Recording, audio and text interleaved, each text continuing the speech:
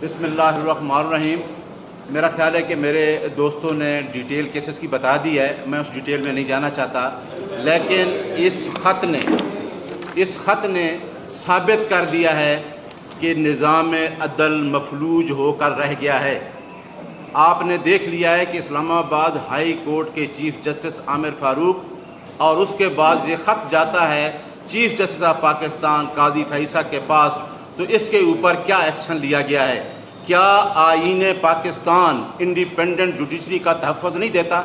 کیا ان دونوں chief justice of Pakistan and chief justice of Islamabad high court اس آئین کی حلف کی پاسداری کی ہے؟ لہٰذا اس خط کی روشنی میں جب آئین پاکستان مفلوج ہو چکا ہے، یہ کسی ایک پارٹی کا سوال نہیں ہے، یہ 25 کروڑ عوام کا سوال ہے، یہ آئین پاکستان کا سوال ہے، جہاں آزاد عدلیہ کا کنسیپٹ گارنٹی دیتا ہے آئین پاکستان۔ تو ہماری یہ ڈیمانڈ ہے کہ جس طریقے سے 2 سال سے جنگل کا قانون نافذ ہے، ہم چیف جسٹس آف پاکستان قاضی فیاض عیسیٰ اور چیف جسٹس اسلام آباد ہائی کورٹ سے فی الفور استعفے کا مطالبہ کرتے ہیں، کیونکہ آپ نے دیکھ لیا کہ جس طریقے سے عدالت نے کیسز چلائے توشہ خانہ اور دوسرے کیسز جو چلائے جو عمران خان کے خلاف تھے، جو رول آف لا کی بات، ہماری جنگ رول آف لا کی جنگ ہے، آپ میڈیا کی جنگ رول آف لا کی جنگ ہے، ہماری 25 کروڑ عوام کی جنگ ہے۔ کیا 45 فارم پہ بننے والا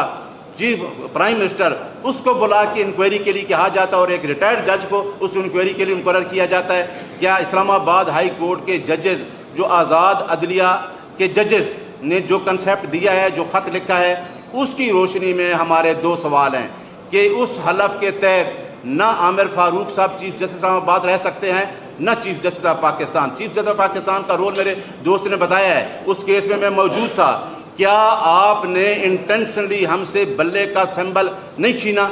اور اس چھین کے آپ نے بلے کا سمبل چھینا اور اس پارٹی کے ہاتھ باندھ کے آپ نے الیکشن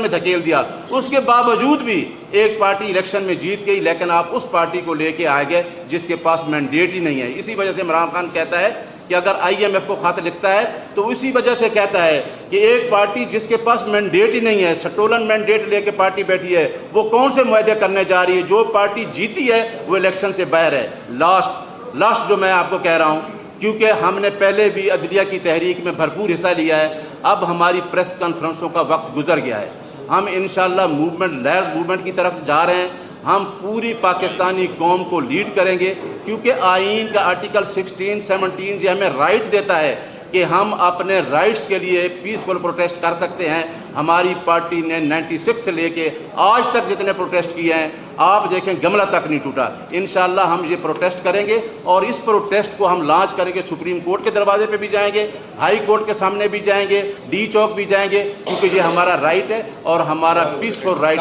کوئی نہیں چھین سکتا۔ اور پورے ملک میں ہم نے کل خان صاحب نے پورے ملک میں کہہ دیا ہے KPK میں بھی، کیونکہ یہ ہمارا رائٹ ہے، اور جہاں ہمارا مینڈیٹ چھینا گیا ہے اس مینڈیٹ کو واپس لینا یہ ہمارا رائٹ ہے، اور انشاءاللہ یہ ہمارا مینڈیٹ واپس آئے گا۔ چیف جسٹس آف پاکستان کو ہمارا پیغام ہے کہ کل کے فیصلے سے بجائے آپ نے فل کورٹ